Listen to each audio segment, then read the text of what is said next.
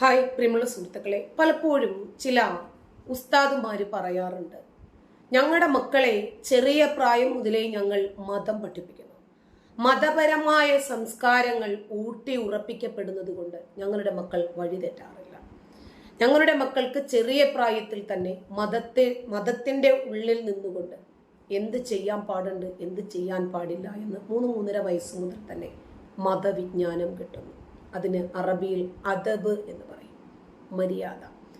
അപ്പൊ അങ്ങനെ മതപരമായിട്ടുള്ള സംസ്കാരങ്ങൾ ലഭിച്ച് ചെറിയ പ്രായത്തിലെ തന്നെ ഫ്രഷ് ബ്രെയിനിലേക്ക് ആ രൂപത്തിലുള്ള ഒരു ദീന് മതം പഠിപ്പിക്കപ്പെടുന്നത് കൊണ്ട് അവർക്കൊക്കെ മാനവും മര്യാദയും ഉണ്ട് എന്ന രൂപത്തിൽ അവരൊക്കെ പ്രസംഗിക്കാറുണ്ട്.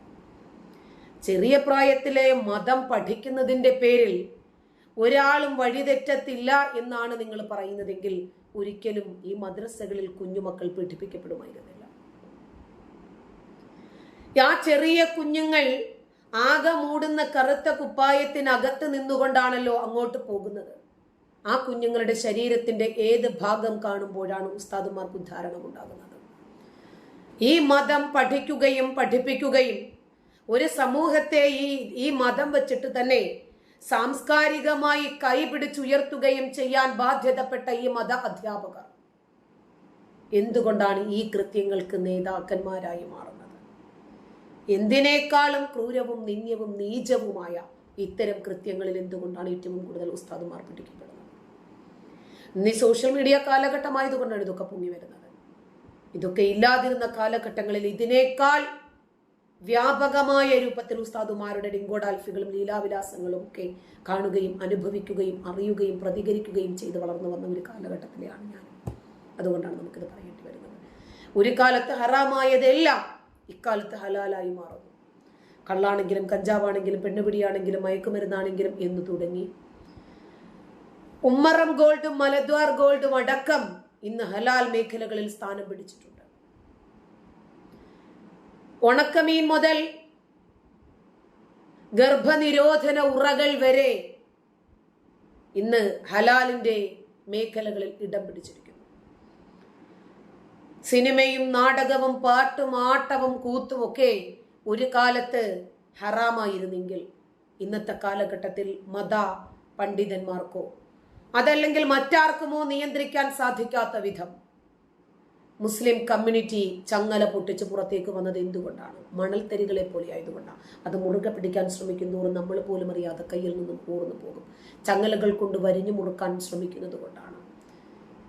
അതിനിപ്പോ ഒരു ചൊല്ലുണ്ടല്ലോ, കാഞ്ചന കൂട്ടിലാണെങ്കിലും ബന്ധനം ബന്ധനം തന്നെ പാരിൽ. ഇത്ര വലിയ സ്വർണത്തിന്റെ കൂട്ടിലാണ് പക്ഷിയായിട്ട് വെച്ചിരിക്കുന്നതെങ്കിലും ബന്ധനം ബന്ധനം തന്നെയാണ്. അതുകൊണ്ട് നിങ്ങൾ എത്ര വലിയ സ്വാതന്ത്ര്യം നിങ്ങളുടെ വീട്ടിനകത്ത് കൊടുക്കുന്നു എന്ന് പറഞ്ഞാലും അവർക്ക് ഒരുപാട് നിയമങ്ങൾ കൊണ്ട് നിങ്ങൾ ബന്ധിക്കപ്പെട്ടിട്ടുണ്ട്. അവരെ നിങ്ങൾ ഒരുപാട് നിയമങ്ങൾ കൊണ്ട് അട്ടിച്ചമർത്തുന്നുണ്ട്. അതുകൊണ്ട് ആ പുറന്തോടുകൾ ഭേദിച്ച് പുറത്തു വരാൻ അവർ ശ്രമിക്കും. ഫേസ്ബുക്കിൽ മൊഞ്ചത്തീസ് എന്ന് പറഞ്ഞൊരു ആപ്ലിക്കേഷൻ ഉണ്ട്, ഒരു സൈറ്റ് ഉണ്ട്, ആപ്പിൽ. അതിനകത്ത് മുഴുവനും മുസ്ലിം സ്ത്രീകളുടെ പിൻഭാഗവും മുൻഭാഗവുമാണ് കാണിക്കുന്നത്. നോക്കുമ്പോൾ ഉച്ചിയിൽ ഒരു കഷ്ണം തുണി വെച്ചിട്ടുണ്ട്. അതാണ് ഇന്ന് കാക്കമാര് കാണുന്ന ഹലാൽ. അവര് മുസ്ലിമാണ് എന്ന ഐഡന്റിറ്റി ഉണ്ടല്ലോ. അത് കഴിഞ്ഞാൽ പിന്നെ അവിടവും തള്ളി ഇവിടവും തള്ളിയൊക്കെ നടക്കുന്നത് കൊണ്ടൊന്നും വിരോധമില്ല. തലയിൽ തുണി ഇട്ടാൽ മതി, എന്ത് തെമ്മാടിത്തരവും കാണിക്കാനുള്ള ലൈസൻസ് ആണല്ലോ. അതുകൊണ്ട് മുസ്ലിം കമ്മ്യൂണിറ്റിയിലെ യുവാക്കളും യുവതികളും ഇന്ന് എന്തിനും ഏതിനും മുൻപന്തിയിലുണ്ട്. ഷാഹിന എന്ന് പറയുന്ന 18 വയസ്സ് തികയാൻ ഏതാനും ദിവസം ബാക്കി നിൽക്കുന്ന ഒരു പെണ്ണായിരുന്നു. കോഴിക്കോട് സിദ്ദീഖ് എന്ന് പറയുന്ന ഹോട്ടൽ മുതലാളിയെ ഹോട്ടലിലേക്ക് വിളിച്ചു വരുത്തി ന്യൂഡായിട്ടുള്ള ചിത്രങ്ങളും വിഷ്വൽസും ഒക്കെ കാണിച്ചു കൊടുത്ത് അയാളുടെ മുമ്പിൽ ന്യൂഡായിട്ട് നിന്ന് കാണിച്ചു കൊടുത്ത് എന്തും ചെയ്യാൻ സമ്മതിക്കാൻ പണം കിട്ടിയാൽ മതി. അയാൾ അതിനെ എതിർത്തത് കൊണ്ട് കഷ്ണം കഷ്ണമാക്കി ട്രോളി ബാഗിനകത്താക്കി അട്ടപ്പാടി ചുരത്തിലേക്ക് വലിച്ചെറിഞ്ഞിട്ട് വർഷമൊന്നായിട്ടില്ല. നമ്മുടെ നാട്ടിൽ നടന്ന സംഭവമാണ്. മതപരമായിട്ടുള്ള വിദ്യാഭ്യാസത്തിന്റെ കുറവാണ്. ഇതൊന്നല്ല, 1000 ഇതുപോലെയുള്ള ഒറ്റപ്പെട്ട സംഭവങ്ങൾ കാണിച്ചു തരാൻ നമുക്ക് കഴിയും. ഇന്നലെ മുമ്പുണ്ടായിരുന്ന പ്രണയം അവനെ വിളിച്ചു വരുത്തി പറഞ്ഞ് കോംപ്രമൈസ് ചെയ്യിക്കാൻ വേണ്ടിയിട്ട് പോയതാണ് ഒരു പെണ്ണ് ലോഡ്ജിലേക്ക്. എന്ത് സംഭവിച്ചു? ഇതൊക്കെ നമ്മുടെ നാട്ടിൽ നിരന്തരം നമ്മൾ കാണുകയും കേൾക്കുകയും അനുഭവിക്കുകയും ചെയ്യുന്ന ചില വസ്തുതകളാണ്.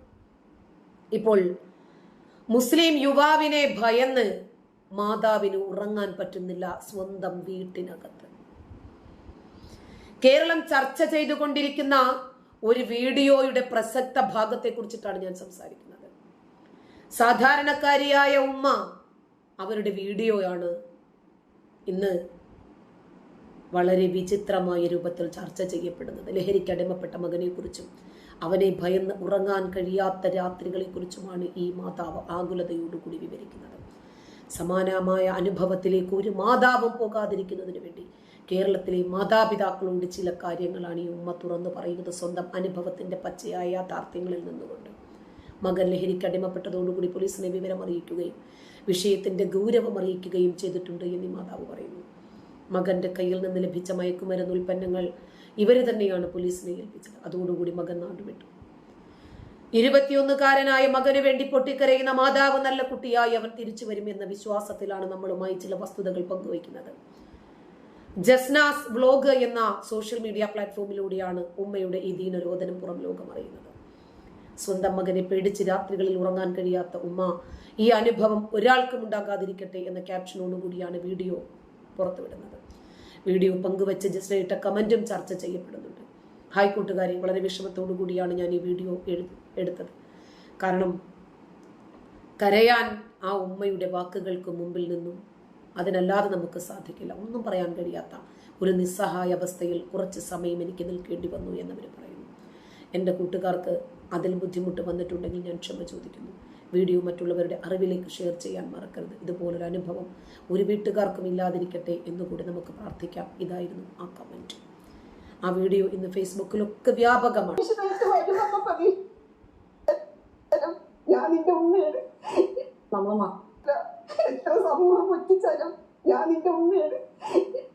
എല്ലാം നീ മതിയാക്കി നല്ലൊരു മനുഷ്യനായിട്ട് വരുമെന്ന പ്രതീക്ഷയുള്ള ഞാൻ കാത്തിരിക്കും.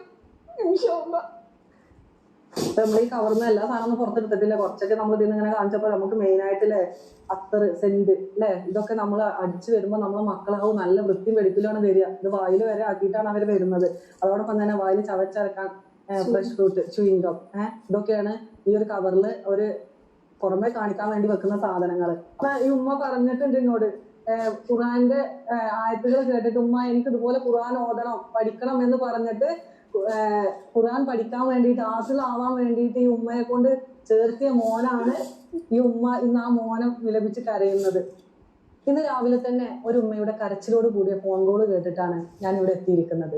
ആ ഉമ്മ ഒരു പൊതിയുമായി അവിടെ കാത്തിരിക്കുന്നുണ്ട്. ആ പൊതിയിൽ എന്താണെന്ന് കണ്ടാൽ ശരിക്കും നമ്മൾ അത്ഭുത. പൊതി എന്ന് പറയുന്നത് ഒരു സന്തോഷത്തിന്റെ മിഠായി പൊതിയല്ല കേട്ടോ. ഒരുപാട് സങ്കടങ്ങൾ നിറഞ്ഞു നിൽക്കുന്ന ഒരു ഉമ്മയുടെ കരച്ചിലാണ്. ആ ഉമ്മ അവിടെ തന്നെ ഉണ്ട്. നമുക്ക് നേരിട്ട് സംസാരിക്കാം. ഉമ്മ വരൂ. ഉമ്മയുടെ ഇന്ന് രാവിലത്തെ ഫോൺ കോൾ ആണ് സത്യം പറഞ്ഞാൽ ഇന്ന് അവിടെ എത്തിച്ചത്. ശരിക്കും എന്താണ് ഈ പൊതി? മോളെ വിചാരിക്കുമ്പോൾ ഇതൊരു സന്തോഷത്തിന്റെ പൊതിയല്ല. ഇത് എൻ്റെ മോന്റെ കയ്യിൽ നിന്ന് പിടിച്ച ഒരുപാട് സാധനങ്ങളാണ്. തുറന്നു നോക്കി. ശരിക്കും എന്താണ് സംഭവം? ഇത് നമുക്ക് സമൂഹത്തോട് പറയാൻ കഴിയില്ല. ഇന്ന് സമൂഹത്തിൽ ഒരുപാട് കിട്ടുന്ന അവൈലബിൾ ആയിട്ടുള്ള ഒരുപാട് സാധനങ്ങൾ നിറച്ച ഓരോ പൊതികളാണ് ഇതെല്ലാം. ഇത് ഉപയോഗിച്ചതിന് ശേഷം കുട്ടി വായിൽ നിന്നും അല്ലെങ്കിൽ ശരീരഭാഗങ്ങളിൽ നിന്നും മണം വരാതിരിക്കാൻ ഉപയോഗിക്കുന്ന ഒരു അത്തറിന്റെ കുപ്പിയാണ്. അതുപോലെ ഒരു ചൂയിങ്കം. ഇത് ഉപയോഗിച്ചതിന് ശേഷം ഇതിന്റെ വാസന വരാതിരിക്കാൻ വേണ്ടിയിട്ട് ഇതുപോലെ ഓരോ സാധനങ്ങൾ ഇതിനേക്കാളേറെ നമുക്കൊരിക്കലും സമൂഹത്തിൽ കാണിക്കാൻ കഴിയാത്ത വിധത്തിലുള്ള പല സാധനങ്ങളും അടങ്ങിയിട്ടുള്ള ഒരു കിറ്റാണ്. Idukki gold. You get the best seat in the house. ഇതൊന്നും എനിക്കറിയില്ല മോളെ. എന്നിട്ട് ഉമ്മ ശരിക്കും എന്താണ് വീട്ടിൽ എന്താ സംഭവിച്ചത്? വീട്ടിൽ എനിക്ക് ആശ്രയമായിട്ടുള്ളത് കുട്ടി മാത്രമാണ്. പക്ഷെ മോന് എത്ര വയസ്സുണ്ട്? മോനിപ്പോ 21 വയസ്സായി. പണിക്ക് പോവാന്ന് പറഞ്ഞിട്ട് പോവലുണ്ട്. പക്ഷെ രാത്രി വൈകിയൊക്കെ എത്താറുള്ളത്. പക്ഷെ നമുക്ക് കൂടെ പോകാനൊന്നും കഴിയില്ലല്ലോ. പല നാളിൽ പല ആൾക്കാർ പല സംശയാസ്പദമായി പറഞ്ഞിട്ടുണ്ട്, കുട്ടി അങ്ങനെയാണ്, കുട്ടി ഇങ്ങനെയാണ്. പക്ഷെ ഞാൻ ഒരിക്കലും വിശ്വസിച്ചിട്ടുണ്ടായിരുന്നില്ല. കാണാൻ കഴിയില്ലല്ലോ. ഉമ്മാനോട് എന്താ പറഞ്ഞെന്ന് കഴിഞ്ഞാല്, ഞാനൊരു ദിവസം വണ്ടി ക്ലീനിങ് ചെയ്യാൻ വേണ്ടിയിട്ട് നോക്കുന്ന സമയത്ത് ഈ പൊതി കണ്ട്. പൊതി മാത്രമല്ല, ഇതിൽ ഒരുപാട് സംഭവങ്ങൾ ഉണ്ടായിരുന്നു. ഞാനിത് നിയമപാലകരെ എത്തിച്ചിട്ടുണ്ട്. അത് ഏൽപ്പിച്ചു കഴിഞ്ഞു. ഏൽപ്പിച്ചു അപ്പൊ കഴിഞ്ഞു. അങ്ങനത്തെ സാധനങ്ങൾ അതിലുണ്ടായിരുന്നു. പേര് പറയാൻ പറ്റാത്ത ഒരുപാട് സാധനങ്ങൾ, കാരണം നമുക്കത് സൂക്ഷിക്കാൻ പ്രായോഗികമല്ല, നിയമത്തിന് വിധേയമല്ലല്ലോ. അപ്പൊ ഞാനത് ആ ഓൺ ദ സ്പോട്ടിൽ തന്നെ ആൾക്കാരെ അറിയിച്ചിട്ടുണ്ടായിരുന്നു, നിയമത്തിന്റെ മുന്നിൽ അറിയിച്ചിട്ടുണ്ട്. പക്ഷെ ഇപ്പൊ ഈ ഒരു അടുത്ത ചാനലിൽ, ഒരു പ്രമുഖ ചാനലിൽ വന്നൊരു ന്യൂസ് കണ്ടപ്പോൾ എനിക്ക് മോളെ വിളിക്കണമെന്ന് തോന്നി. എൻ്റെ മോനെ പോലെ പല കുട്ടികളും ഈ സമൂഹത്തിൽ ജീവിക്കുന്നുണ്ട്. അപ്പം ഇതുപോലെ ഇനിയും മറ്റു കുട്ടികളുടെ കയ്യിലിരിക്കുമ്പോൾ നമ്മൾ ശ്രദ്ധിക്കൂലല്ലോ. കാരണം ഇതിനൊക്കെ ഓരോ കോഡ് ഭാഷയുണ്ട്, ഇതിനൊക്കെ ഓരോ സംഭവങ്ങളുണ്ട്. അപ്പം നമ്മൾ ചിന്തിക്കും നമ്മളെ മക്കളല്ലേ, ഇത് വേറൊന്നും ആയിരിക്കൂലെന്ന്. പക്ഷേ ഇത് മാരകമായിട്ടുള്ള ലഹരി വസ്തുക്കളാണ്. അപ്പം അതിനെക്കുറിച്ചൊന്ന് മോളോട് പറയണമെന്ന് തോന്നിയിട്ടാണ് ഞാൻ. ശരിക്കും നമ്മൾ ഒരിക്കലും നമ്മുടെ മക്കൾ ഇങ്ങനത്തെ ഒരു അവസ്ഥയിലൂടെ കടന്നു പോകുന്നുണ്ട് അറിയില്ല. നിങ്ങൾ തന്നെ നിങ്ങളെ മോനെ പറ്റിയിട്ട് കേട്ടിട്ട് പോലും അത് വിശ്വസിച്ചിട്ടില്ല. ഇല്ല. പിന്നെ ഇങ്ങനെ ഒരു പൊതി കിട്ടിയ സമയത്ത് ശരിക്കും എന്താണ് വീട്ടിലുണ്ടായിരുന്ന അവസ്ഥ എന്തായിരുന്നു? പിന്നെ എനിക്ക് സ്വസ്ഥമായിട്ട് ഉറങ്ങാൻ കഴിഞ്ഞിട്ടില്ല. പല രാത്രി ഞാൻ അവനെ പേടിച്ചുറങ്ങേണ്ട ഒരു സംഭവമാണ് എനിക്ക് ഉണ്ടായിട്ടുള്ളത്. എനിക്ക് പേടിയായിരുന്നു. പിന്നെ എൻ്റെ മോനെ എനിക്കൊരു പേടിയായിരുന്നു. എനിക്ക് താങ്ങായിട്ട് തണലായിട്ട് നിൽക്കേണ്ട അവനിൽ നിന്ന് എനിക്ക് പലതും സഹിക്കേണ്ടി വന്നിട്ടുണ്ട്. അതെല്ലാം എനിക്കിവിടെ പറയാൻ കഴിയൂല, ഞാനൊരു ഉമ്മയല്ലേ. അപ്പോൾ ഒരുപാട് കൗൺസിലിംഗ് കൊടുത്തിട്ടുണ്ട്, ഒരുപാട് ആൾക്കാരുമായിട്ട് വിളിച്ച് സംസാരിച്ചിട്ടുണ്ട്. പക്ഷേ ഡെയിലി ഓരോ ദിവസവും അവൻ കൂടി വരികയല്ലാതെ ഇതിൽ നിന്ന് മുക്തനാവാൻ അവൻ ശ്രമിച്ചിട്ടില്ല. അപ്പം ഇതുവഴിയാണല്ലോ ഇപ്പം നമുക്ക് ഉമ്മയെ പെങ്ങന്മാരെ തിരിച്ചറിഞ്ഞൂടാ, അമ്മയെ തിരിച്ചറിഞ്ഞൂടാ, സമൂഹത്തെ കൊലപാതകം, പീഡനം ഒക്കെ നടക്കുന്നത് ഈ ഒരു ഇങ്ങനെയുള്ള അമ്മയെ തിരിച്ചറിയില്ല എന്ന് പറയുന്നത് ശരിക്കും ഒരു അനുഭവം ഉണ്ടായിട്ടുണ്ട്. അങ്ങനെ ഞാൻ അനുഭവിച്ചിട്ടുണ്ട് 21 വയസ്സായ മോനിൽ നിന്ന്. അപ്പൊ നമ്മള് എത്ര ബോധവൽക്കരണ ക്ലാസ്സുകൾ കേട്ടാലും എത്ര കാര്യങ്ങൾ കണ്ടുപഠിച്ചാലും ഇനി ഇപ്പോഴും നമ്മുടെ സമൂഹത്തിൽ ഇങ്ങനെയുള്ള കാര്യങ്ങൾ ഒരു ഉമ്മയാണ് നമ്മോട് പച്ചയായിട്ട് നിന്ന് സംസാരിക്കുന്നത്. അപ്പൊ നിങ്ങൾ എന്താ ചെയ്യുക, ഇതുപോലെയുള്ള ആളുകൾക്ക് ബോധവൽക്കരണം എന്നുള്ള നിലയിൽ മാത്രം ഈ ഒരു വീഡിയോ ഷെയർ ചെയ്യണം എന്ന് എനിക്ക് പറയാനുള്ളത്. നിങ്ങൾക്ക് എന്താ പറയാനുള്ളത് ഈ ഒരു അവസരത്തിൽ? എനിക്ക് സമൂഹത്തോടും മറ്റുള്ള ഉമ്മമാരോടും പറയാനുള്ളത്, കാരണം നമ്മൾ സ്ത്രീകളാണ് കൂടുതൽ മക്കളുമായിട്ട് കൂടുതൽ ഇടപഴകുന്നത്. അപ്പോൾ നമ്മളെ മക്കളെ കയ്യിൽ ഇതുപോലുള്ള എന്തെങ്കിലും, അത് ഇപ്പൊ സ്മെല്ലില്ലാത്ത സംഭവങ്ങളൊക്കെ ഉണ്ടെന്ന് പറയുന്നുണ്ട്, പക്ഷെ പ്രത്യേകിച്ച് ആൺകുട്ടികളുടെ കയ്യിലുണ്ടെങ്കിൽ നമ്മൾ അടുത്തുള്ള പോലീസ് സ്റ്റേഷനിലോ അല്ലെങ്കിൽ നിങ്ങളെപ്പോലുള്ള ഏതെങ്കിലും ആൾക്കാരെയൊക്കെ അറിഞ്ഞ് അത് നമ്മളെ കുട്ടികളൊന്ന് നേരെ ആക്കാൻ ശ്രമിക്കുക. അല്ലെങ്കിൽ എനിക്ക് എൻ്റെ മോനെ നഷ്ടപ്പെട്ടതുപോലെ ഇനി ഒരു ഉമ്മാക്കും ഒരു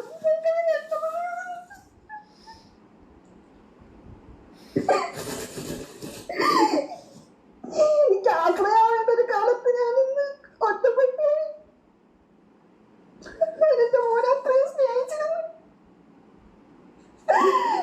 അടുത്ത കാലത്താണ് ഈ ഒരു അവസ്ഥയിലേക്ക് എന്റെ മോൻ എവിടെയെന്ന് പോലും എനിക്ക് അറിയാൻ കഴിയുന്നില്ല. മോനിപ്പോ എവിടെ പോയത്? എനിക്ക് വീട്ടിൽ നിന്ന് ഇറങ്ങി പോയതാണ്, എനിക്കറിയില്ല എവിടെ പോയത്. ഈ ഒരു പൊതി പിടിച്ചതിന് ശേഷം പൊതി പല സമയങ്ങളിൽ പിടിച്ചിട്ടുണ്ട്.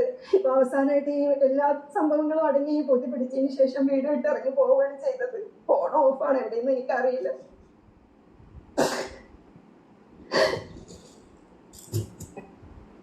ഉമ്മയുടെ കരച്ചില് കേട്ടിട്ട് ശരിക്കും നമ്മുടെ സമൂഹത്തിന്റെ യഥാർത്ഥ അവസ്ഥ ഇതാണ്. ഇപ്പോഴും പല വീടുകളിലും ഇതുപോലെ അനുഭവിച്ചുകൊണ്ടിരിക്കുന്ന ഉമ്മമാരും പെങ്ങന്മാരും ഉണ്ട്. കാരണം ഉമ്മ ഏതാണോ പെങ്ങൾ ഏതാണോ തിരിച്ചറിയാത്ത അവസ്ഥ നമ്മൾ കേട്ടിട്ടേ ഉള്ളൂ. ഈ ഉമ്മ അത് അനുഭവിച്ചിട്ടാണ് നമ്മുടെ മുന്നിൽ വന്നത്. ഇനി ഒരു ഉമ്മമാരും ഇങ്ങനെ ഒരു വേദന തിന്നരുത് എന്ന് വിചാരിച്ചിട്ടാണ് സ്വന്തം മോന്റെ വേദനകൾ നമ്മുടെ സമൂഹത്തോട് വിളിച്ചു പറയാൻ വേണ്ടി വന്നത്. അല്ലാതെ ഇവര് പേരിനോ പ്രശസ്തിക്കോ വേണ്ടിയിട്ടല്ല. സ്വന്തം മക്കൾ എവിടെയെങ്കിലും വഴി തെറ്റി പോകുന്നുണ്ടോ എന്ന് ആദ്യഘട്ടത്തിൽ തന്നെ നമ്മൾ തിരിച്ചറിയാണ് വേണ്ടത് എന്ന് ഈ ഉമ്മയുടെ അനുഭവത്തിൽ നിന്നാണ് നമ്മളത് പഠിക്കുന്നത്. അപ്പൊ ഈ ഉമ്മാക്ക് ഇത്രയും വേദന ഒരു സ്വന്തം മകനിൽ നിന്ന് നമ്മൾ ഒരിക്കലും കേൾക്കാനോ ഒരിക്കലും നമുക്ക് ചിന്തിക്കാൻ പോലും പറ്റാത്ത കാര്യങ്ങൾ സ്വന്തം ഉമ്മാക്ക് മോനിൽ നിന്ന് ഉണ്ടായിട്ടാണ് ഈ ഉമ്മ നമ്മളോട് ഇത് പറയാൻ വേണ്ടി വന്നിട്ടുള്ളത്.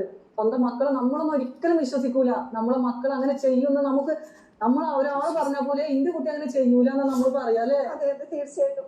പക്ഷെ അത് മാത്രമല്ല മോളെ, ഇവൻ ഇനി വലുതായി മറ്റൊരു കല്യാണം കഴിഞ്ഞ് പോയാല് ആ കുട്ടിയും എന്നെ പോലെ കരയേണ്ടി വരൂലേ ഇവൻ ഇത് നിർത്തിയിട്ടില്ലെങ്കിൽ. അപ്പൊ അതുകൊണ്ട് നമ്മൾ ഇങ്ങനെയുള്ള കുട്ടികൾക്ക് നല്ല കൗൺസിലിംഗ് കൊടുത്ത് നാളെ ഒരു കല്യാണം ഒരു പെണ്ണിനെ ഒരു വീട്ടിൽ അടുത്ത് വിളിച്ചോടുമ്പോൾ നമ്മളെ പോലെ അവരിന്ന് കരയാൻ പാടില്ല.